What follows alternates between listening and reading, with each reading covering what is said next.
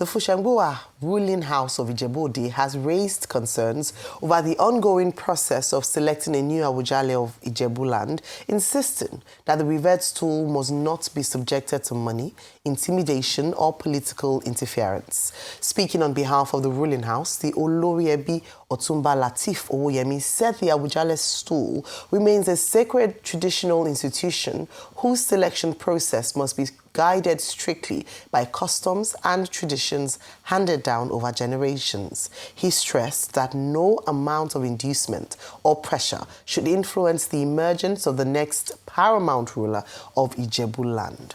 Joining us on the show to discuss the ongoing process of selecting a new Awujale of Ijebuland is Abiodun Ogidan, spokesman for Fusengbuwa Royal Ruling House. Good morning. Thank you so much for joining us this morning on the morning show. I'm glad to be here. Well, is it Mr. or Chief? Omoba. Oh, it's Omoba. Yeah. Okay. Prince. I prefer Omoba. You prefer Omoba. Okay, but it's a prince, yes. Yeah, okay. I like that, Omoba. Thank you. Ijebu. Omoba. Now, it's taken months for the Fusengbuwa ruling house to come up with Omoye, as they say in Yoruba. What is the problem? I know that there are 100 candidates.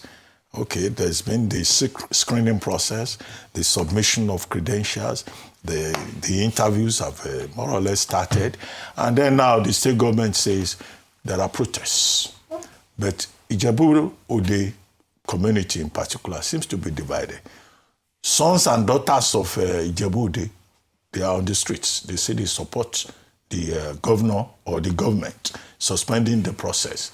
Then you have, on the other hand, the kingmakers from the Fusengbuwa house saying the process should be allowed to continue. Is this a question of politicization of the process? And where is the oracle in all of this? Is the oracle involved, or is the oracle in the Fusengbuwa ruling house quiet, and hence this confusion? Thank you very much. I think the first thing I would like to say is that there's a lot of misinformation and lack of information. For those that are protesting, it is more of lack of information, because the royal family has kept quiet to see where all this is going.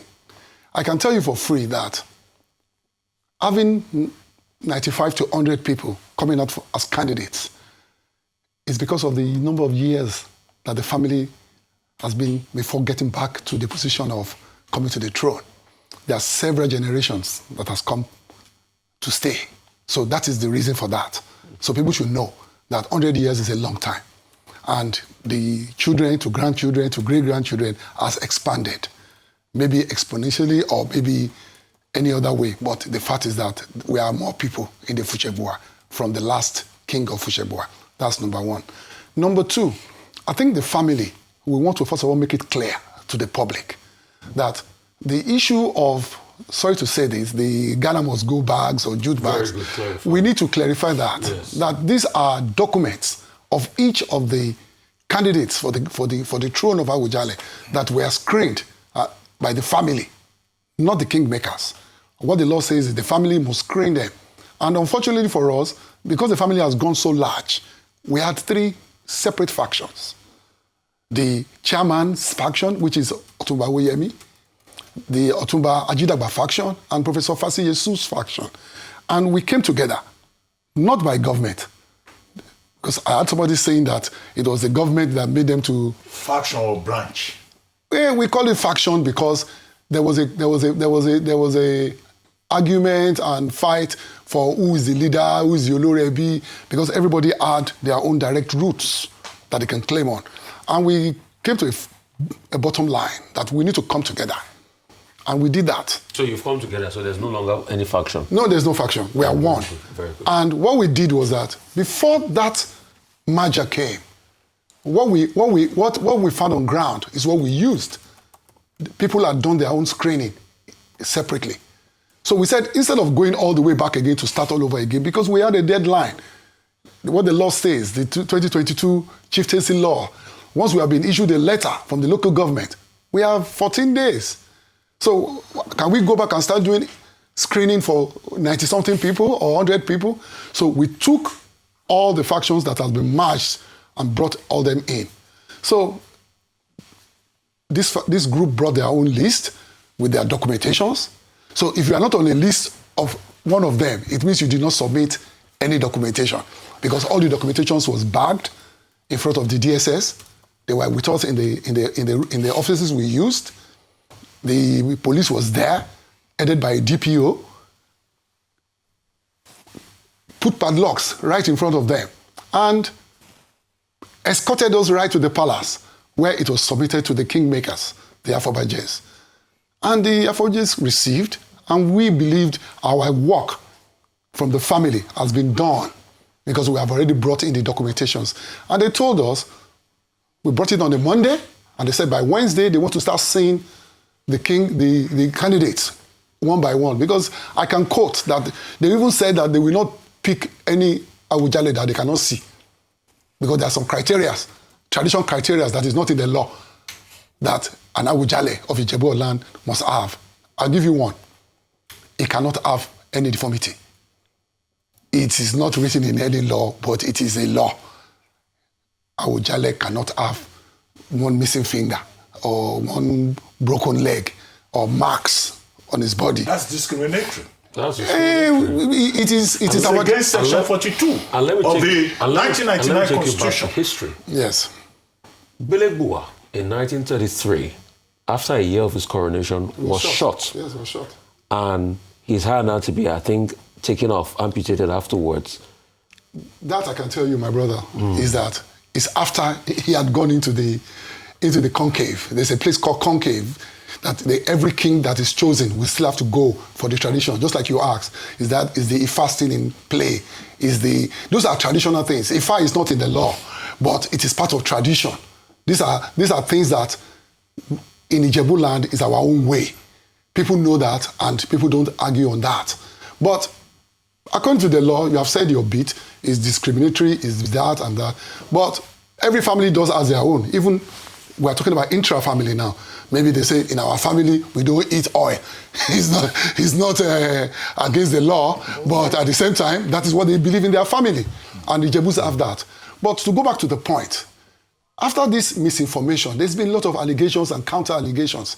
I cannot speak on allegations because there is nothing written in paper, or there's nothing of being like an arrest or a charge from an authority. You come before we ask more questions. I know you're very eager. Let me just come in very quickly. Okay. I hope you've settled your point, because this is an important education as well for listeners. Okay, so let me just land. Yes, please. So the way we see it is that the government should leave the kingmakers, right, to do the interviews that they were doing. Coming up and locking the palace with gates and putting police is an abomination in Ijebuland. In Ijebuland, we call the palace Oja, which is Oja is literally a market. That is how Ijebu operates. Locking up a market in a rural village or town is like depriving the people of access to food and other services. That is how the palace is. All right. Okay, thank you very much.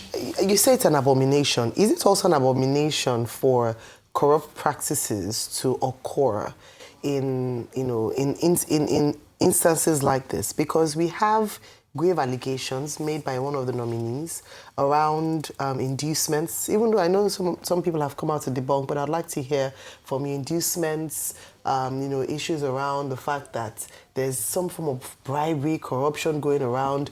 And in asking that, is there a check and balance system for the kingmakers, or is it final? Is it sovereign? Anything they say goes? Okay, thank you very much. You see, I will start with somebody saying that they were asked to pay a certain amount of money for forms. Yeah. That actually came up when the family looked at it that there's going to be a lot of expenditures. Who's going to cover it? We don't need to start running to local government or looking for an individual to do it. But when a superior argument was placed on the table that, look, it's going to be like driving some people who don't have money but are entitled away if they don't have money. And we looked at it, and to the extent that even those that had paid were refunded. So that's part A. Now, so they've refunded that oh, money. since And that money everybody. wasn't going to personal person. No, That's what you the know. process And I even tell you for a fact that it was only 1/3 of the sector that had done that. How many people paid and how much was refunded? I would not know how many people paid, but all I know is that everybody was refunded, and that can be confirmed by the Olorebi. There's and evidence. There's evidence. Oh, definitely. Even to the government, because there was a meeting held with the government to ascertain that everybody is given an equal opportunity. Okay. And like I said, we noted that it was only one factor or one segment that was doing that. The others were free. Do you understand? And they were told to return. So we became plain. Everybody had their own plain line. Now, allegations of bribery, we frown at it. Allegations of inducement, we frown at it. There could be a situation whereby somebody comes to see an elder of the family and gives him something. That is allowed. That is not a crime. So gifts are allowed? Yeah, gifts are allowed. Of course, somebody wants to come and see Olori Ebi. You can't come empty-handed. Let us be frank in Yorubaland. No, the Nigerian constitution is not against gifts. Exactly. So, but what we are against is if it's going to become something that is going to be to induce. So why don't you guys just stop gifts around this period? We have all those. No, because if you say gifts are allowed, Dr. Abati just threw a spanner. I know. You have to be careful. I know. Because there's nowhere in the constitution that says you cannot accept gifts. I know what you're saying. Be careful.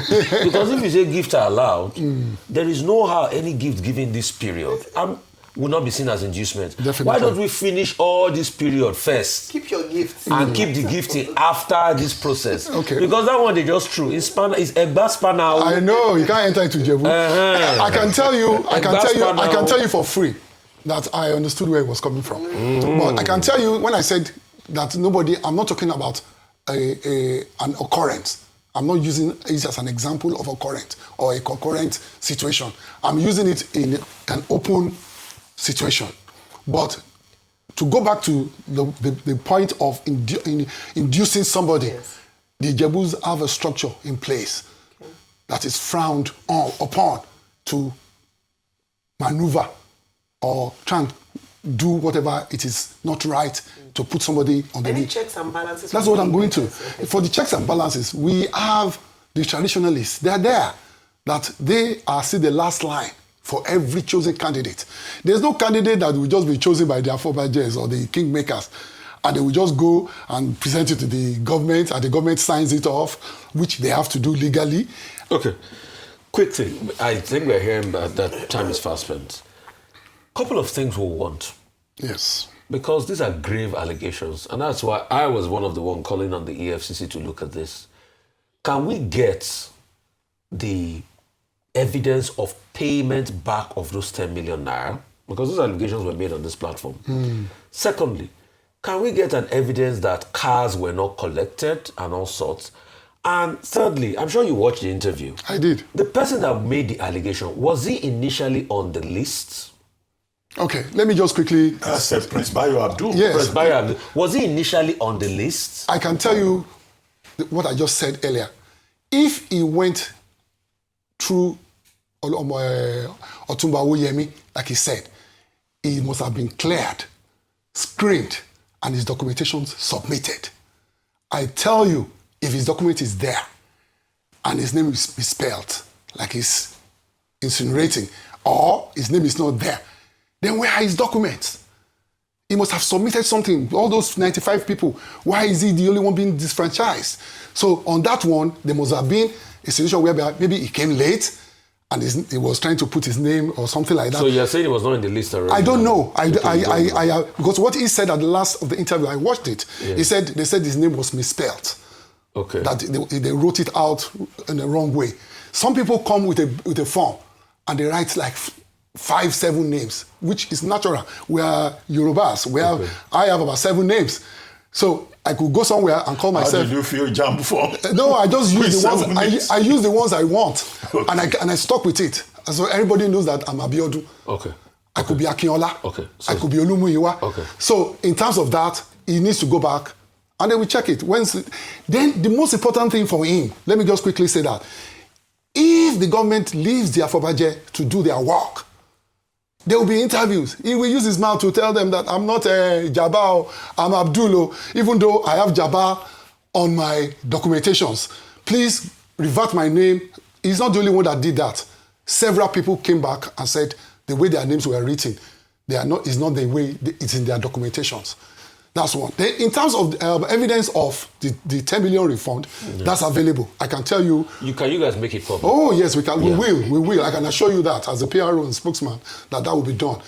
But for the evidence of cars and something, like I said, these are still allegations. Somebody must come up with something authentic. No, but you know. How would I know? I have 30 cars in my house. Somebody can say, I myself, I have cars in my house, but I have cars in my house. Okay. So, but the most important thing I have to drive in is that the government has to let the process of getting an Awujale follow due process of tradition. Okay. On that note, we would like to thank you very much. Thank you very much. Abiodun Ogidan, spokesperson for the Fusengbuwa ruling house. And may he be well with the process.